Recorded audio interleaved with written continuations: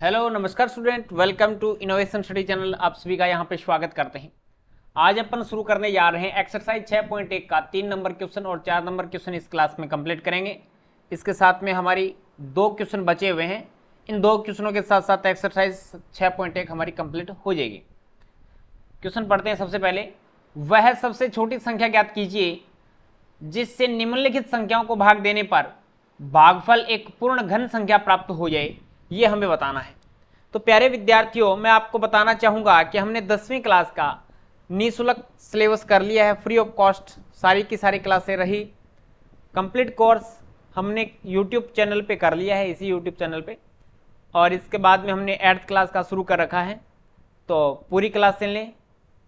और हमारी daily class रहती है, तो डेली क्लास का नोटिफिकेशन अगर आपको नहीं मिलता है तो आप चैनल को सब्सक्राइब करके पास में जो बेल आइकन है उसको जरूर दबा लें और अपने दोस्तों को भी और बताएं ताकि उनको भी फायदा हो फ्री ऑफ कॉस्ट लग रही क्लासों का।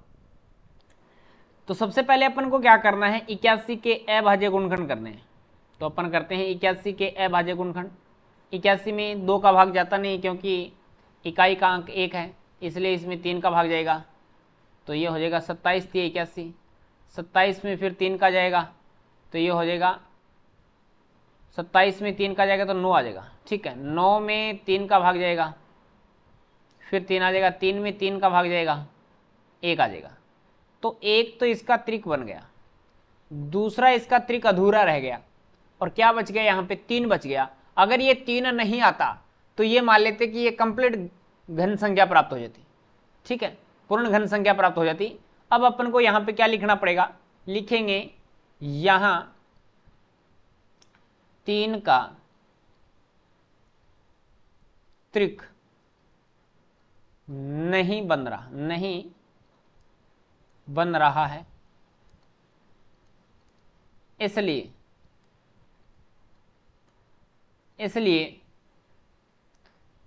81 को 3 से भाग करने पर 81 को 3 से भाग करने पर प्राप्त संख्या एक पूर्ण घन संख्या प्राप्त हो, पूर्ण घन संख्या होगी। ठीक है, एक पूर्ण घन संख्या होगी। यहां 3 का त्रिक नहीं बन रहा है, इसलिए 81 को 3 से भाग करने पर प्राप्त संख्या एक पूर्ण घन संख्या प्राप्त होगी। तो देख लेते हैं, 81/3, 81 में 3 का भाग देंगे तो 27 आ जाएगा, जो कि एक पूर्ण घन संख्या है, जो कि एक पूर्ण घन संख्या है। तो यहां से 27 का क्यूब रूट निकालेंगे, वो आ जाएगा हमारे पास में 3।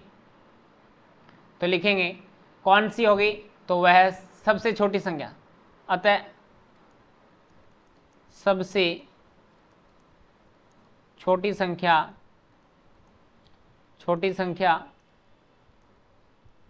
3 होगी। अतः सबसे छोटी संख्या 3 होगी, यही आपका उत्तर हो जाएगा।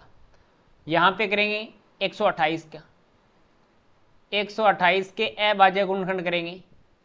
थ्योरी मैंने एक में लिख दी है, अब बारी बारी से थ्योरी लिखने की आवश्यकता नहीं, आपको समझना है। ठीक है, आपको क्वेश्चन पेपर में जब आ जाए ऐसे क्वेश्चन तो पूरी थ्योरी लिखनी है, लेकिन मैंने एक में लिख दी है। अब मैं आपको बताता चलूंगा कि यहाँ पे किसका त्रिक नहीं बन रहा, किससे भाग देना पड़ेगा। बनानी आपको इसी प्रकार से, 128 में 2 का भाग लगाएंगे, 6 4 64 आएगा, फिर 2 का भाग लगाएंगे 32 आ जाएगा, 2 का भाग लगाएंगे 16, 2 का भाग लगाएंगे 8, 2 का भाग लगाएंगे 4, 2 का भाग लगाएंगे 2, 2 का भाग लगाएंगे 1। ठीक, इसमें एक त्रिक बन गया, दूसरा त्रिक बन गया, 2 त्रिक तो बन गए, लेकिन एक त्रिक नहीं बना, 2 का एक तीसरा त्रिक नहीं बना, इसमें ओनली फॉर 2 ही आया है। तो अपन क्या करेंगे, यहाँ पे 2 का त्रिक नहीं बन रहा, इसलिए 128 को 2 से भाग करेंगे, 128 को 2 से भाग करेंगे तो ये आ जाएगा 64, जो कि एक पूर्ण घन संख्या है, जो कि एक पूर्ण घन संख्या है। इसका क्यूब रूट नहीं लिखा गया, यहाँ पे क्यूब रूट ऐसे लिखते हैं, ठीक है। और 64 का क्यूब रूट 3 लगाना है यहाँ पे रूट के ऊपर, ऐसे थोड़ा सा ऊपर की तरफ, यहाँ पे लिखेंगे क्यूब रूट बोलते हैं इसको। ये हो जाएगी 1/3, इसका मतलब होता है 1/3, ठीक है। 64 को लिखेंगे 2 × 2 कितना आ जाएगा 4। 4 का घन क्या होता है 64 होता है, 64 का घनमूल क्या होता है 4 होता है। इसके बाद में तीसरा है 135। अब अपन करते हैं यहाँ से, तो सबसे छोटी संख्या यहाँ इसमें अतः सबसे छोटी संख्या 2 होगी, अतः सबसे छोटी संख्या 2 होगी। 135 में 2 का भाग जाता नहीं है, 3 का देंगे, 3 × 9 बच गया 4, नहीं 3 चौके 12 करो ना, 3 × 9 क्यों कर रहे हो, 3 चौके 12, 3 चौके 12, 3 × 5 = 15, फिर 3 का जाएगा, 15 × 3 = 45, फिर 3 का जाएगा, 5 × 3 = 15, फिर 5 का जाएगा 1। तो यहाँ पे 3 का तो त्रिक बन गया, लेकिन 5 का त्रिक नहीं बना। अब इसलिए लिखेंगे दी गई संख्या या 135 को 5 से भाग करने पर प्राप्त संख्या एक पूर्ण घन संख्या प्राप्त होगी। और यहाँ पे भाग लगा के भी बता देते हैं। 135 में 5 का देंगे, 5 दूनी 10, 5 7 35, 27 आएगा, जो कि एक पूर्ण घन संख्या है। और 27 का क्यूब रूट क्या हो जाएगा 3 होगा। तो लिखेंगे अतः सबसे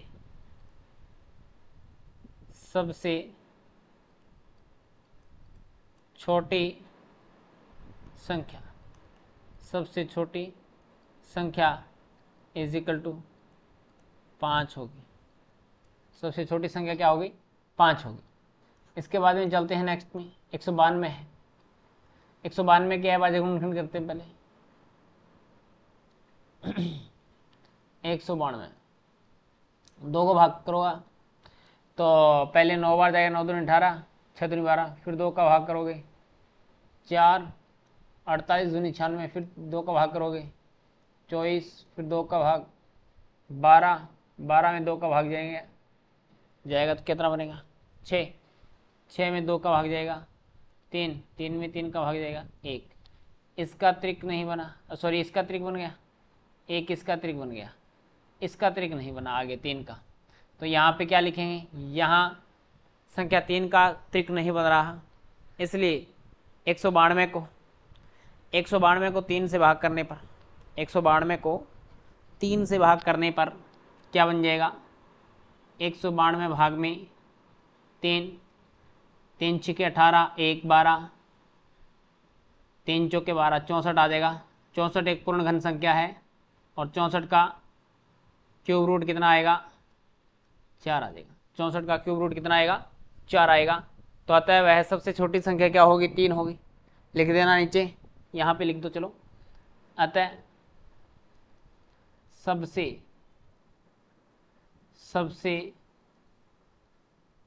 छोटी संख्या 3, अतः सबसे छोटी संख्या 4 होगी। 704 हैं, 704 के अभाज्य गुणनखंड करते हैं। पहले 2 का भाग जाएगा, 35 दूनी 70, 352, फिर 2 का भाग जाएगा 17 दूनी 34, फिर 2 का भाग जाएगा 8 दूनी 16, फिर 2 का भाग जाएगा 44, फिर 2 का भाग जाएगा 22, 2 का भाग जाएगा 11, फिर 11 का भाग जाएगा 1। तो ये हो गया, इसका त्रिक बन गया, इसका त्रिक नहीं बना। तो लिखेंगे यहाँ पे 11 का त्रिक नहीं बन रहा, इसलिए 704 को 11 से भाग करने पर प्राप्त संख्या, एक पूर्ण घन संख्या प्राप्त होगी। और ये हो जाएगा आपके पास कितना हो जाएगा, कितना कितना कितना 704 को भाग करना है 11 से, 11 6 के 66, बच गया 4, 44, 11 चौके 44, 64 आ जाएगा। 64 एक पूर्ण घन संख्या है और 64 का क्यूब रूट हो जाएगा, कितना होगा 4 होगा। तो लिखेंगे अतः सबसे छोटी संख्या जिससे हम भाग कर रहे हैं, अतः सबसे छोटी संख्या क्या होगी 11 होगी। अतः सबसे छोटी संख्या क्या हो जाएगी 11 हो जाएगी। इस प्रकार से प्यारे विद्यार्थियों तीसरा क्वेश्चन बड़े ही शानदार तरीके से हमने कंप्लीट किया है। अब चलते हैं नेक्स्ट क्वेश्चन की तरफ। नेक्स्ट है परीक्षित प्लास्टिसिन का एक घनाभ बनाता है। एक परीक्षित प्लास्टिसिन का एक घनाभ बनाता है जिसकी भुजाएं 5 सेंटीमीटर, 2 सेंटीमीटर और 5 सेंटीमीटर है। एक घन बनाने के लिए ऐसे कितने घनाभों की आवश्यकता होगी, ये हमें प्यारे विद्यार्थियों बताना है। अब हमें यहाँ पे देखना है कि हमें घनाभ बनाना है। तो घनाभ बनाने के लिए आप जानते हैं घनाभ का आयतन क्या होता है। मैं यहाँ पे लिख देता हूँ इसका हल, थोड़ा सा समझना है क्वेश्चन को। घनाभ का आयतन, घनाभ का आयतन होता है एक तरीके से लंबाई गुणा चौड़ाई गुणा ऊंचाई, LBH होता है। यानी 5 सेंटीमीटर गुणा 2 सेंटीमीटर गुणा 5 सेंटीमीटर, ठीक है।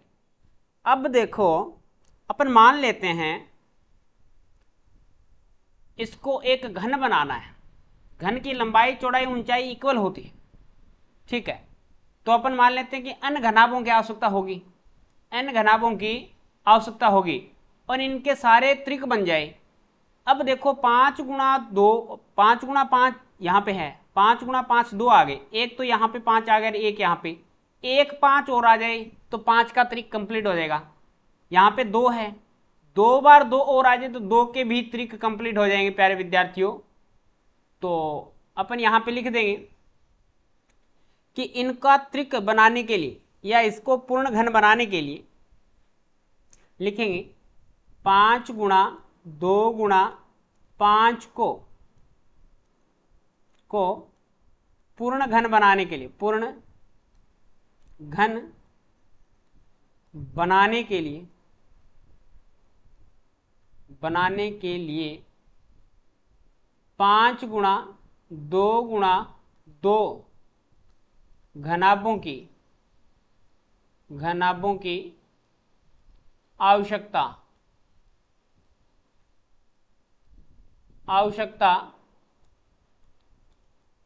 पड़ेगी, ठीक है। तो ये कितने हो जाएंगे 5 गुणा 2 गुणा 2, 5 दूनी 10, 10 दूनी 20 घनाभ। कितने घनाभों की आवश्यकता होगी 20 घनाभ की आवश्यकता पड़ेगी। ये आपका क्या हो गया उत्तर आ गया, आंसर आ गया, रिजल्ट आ गया। तो आपको कितने घनाभों की आवश्यकता पड़ेगी 20 घनाभों की आवश्यकता पड़ेगी ताकि ये पूर्ण घन बन जाएगा। और इसको अगर अपन गुणा कर दें, जैसे आप देख पा रहे हैं 5 गुणा 2 गुणा 5 को अगर आप गुणा करते हैं 5 गुणा 2 गुणा 2 से, तो आपके पास 2 गुणा 2 गुणा 2, एक तो त्रिक ये बन जाएगा, एक 5 गुणा 5 गुणा 5, एक त्रिक आपका ये बन जाएगा। तो एक त्रिक तो ये है और एक त्रिक ये है, कंप्लीट 5 और 2 के त्रिक बन जाएंगे तो एक पूर्ण घन संख्या प्राप्त हो जाएगा। Is that clear? तो इस प्रकार से हमारी ये एक्सरसाइज कंप्लीट हो जाती है प्यारे विद्यार्थियों 6.1। इसके बाद में 6.2 को शुरू करेंगे। क्लास कैसी लगी कमेंट करके जरूर बताएं। अगर आप चैनल पे नए हैं तो चैनल को सब्सक्राइब करके पास में जो बेल आइकन है उसको जरूर दबा लें ताकि प्रत्येक क्लास का नोटिफिकेशन मिलता रहे। चलेगा, आज की क्लास में इतना ही। नेक्स्ट क्लास में मिलेंगे कुछ नए के साथ। जय हिंद, जय भारत।